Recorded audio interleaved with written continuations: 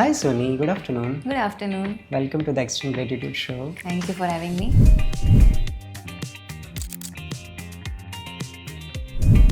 We have few questions for you. First is, what is fashion according to you? The one thing I'm wearing is fashion for me. Being an Indian, it feels great that we have something like sari in our fashion. It's the most comfortable, convenient, everyday wear, and it's the most elegant and graceful wear, I would say. Fashion for me is sari since childhood. Like પહેલા તો I used to wear મમ્મીના દુપટ્ટાની sari, but then I grew up, started buying my own Okay. collection. What future do you see for fashion lovers in India?